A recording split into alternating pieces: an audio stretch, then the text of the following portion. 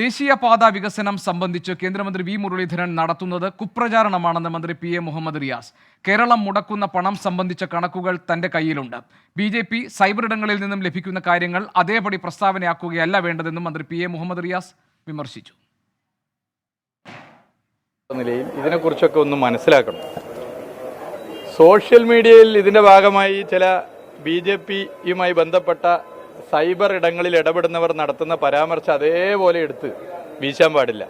Arikomban road എന്ന് വിശേഷിപ്പിച്ച ഈ റോഡ് മനോഹരമായി പൂർത്തീകരിക്കുന്ന പ്രവൃത്തി നടത്തിയത് കേരളത്തിലെ പൊതുമരാമത്ത് വകുപ്പിന്റെ കീഴിലുള്ള നാഷണൽ ഹൈവേ വിഭാഗമാണ്. എന്തൊരു കുപ്രചരണം അദ്ദേഹം നടത്തുന്നത്. രാഹുൽ സുരേഷ് കോഴിക്കോട്ട് നിന്ന് വിവരങ്ങൾ നൽകാനുണ്ട്. രാഹുൽ, ബി.ജെ.പി. ഇതുപോലെ കുപ്രചാരണങ്ങൾ നടത്തരുത് എന്നാണല്ലോ മന്ത്രി പറയുന്നത്. ഏത് കാര്യത്തിലാണ് ഈ കുപ്രചാരണം എന്ന് മന്ത്രി പറയുന്നത്? എന്താണ് അദ്ദേഹം ഇക്കാര്യത്തിൽ നൽകുന്ന വിശദീകരണം? ഇപ്പോൾ കേന്ദ്രമന്ത്രി വി മുരളീധരനെതിരെയാണ് റിയാസിന്റെ പരാമർശങ്ങളൊക്കെ.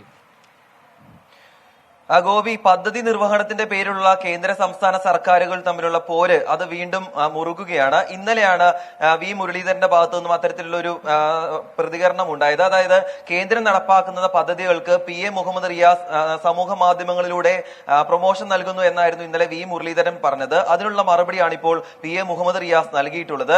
അദ്ദേഹം പറയുന്നതനുസരിച്ച് ദേശീയപാത വികസനം സംബന്ധിച്ച് വി മുരളീധരൻ നടത്തുന്നത് കുപ്രചാരണങ്ങളാണ്. ഇത് കേരളത്തിന് കൂടി അപമാനമാണ്. കേരള ജനതയോട് ഇക്കാര്യങ്ങളിൽ വി മുരളീധരൻ മാപ്പ് പറയണമെന്നാണ് അദ്ദേഹം പറയുന്നത്. അതായത് വിവിധ പദ്ധതികൾക്ക് കേരളവും ഫണ്ട് മുടക്കുന്നുണ്ട്. ഓരോ പദ്ധതിക്കും എത്ര രൂപയാണ് കേന്ദ്രവും ഒപ്പം തന്നെ കേരളവും മുടക്കുന്നത് എന്ന് സംബന്ധിച്ച് കൃത്യമായ കണക്കുകൾ തന്റെ കയ്യിലുണ്ട്. അതുകൊണ്ട് ഇക്കാര്യത്തിൽ ഒരു പോരിന് താനില്ല. പക്ഷേ ഇന്നലെ പറഞ്ഞ കാര്യം അദ്ദേഹം പിൻവലിക്കണം, കേരള ജനതയോട് മാപ്പ് പറയണം എന്നുകൂടി പി എ മുഹമ്മദ് റിയാസ് പറയുകയാണ്. അതോടൊപ്പം തന്നെ ഈ ബി.ജെ.പി. സൈബർ ഇടങ്ങളിൽ നിന്നും കിട്ടുന്ന ഇത്തരത്തിലുള്ള പ്രചാരണങ്ങൾ അതുപോലെ തന്നെ അദ്ദേഹം വിവിധ ഇടങ്ങളിൽ പറയുന്നുണ്ട്. അത് ഒന്നുകൂടി പരിശോധിച്ച ശേഷം പറയാൻ വി മുരളീധരൻ തയ്യാറാകണമെന്നാണ് ഇപ്പോൾ പി എ മുഹമ്മദ് റിയാസ് പറഞ്ഞിരിക്കുന്നത്.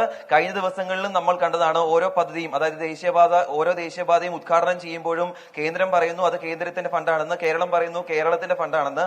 ആ തർക്കം ഇപ്പോഴും തുടരുന്നു എന്ന് തന്നെ നമുക്ക് പറയാം. ഗോപി, ശരി. രാഹുൽ സുരേഷാണ് കോഴിക്കോട്ട് നിന്നും വിവരങ്ങൾ നൽകിയത്.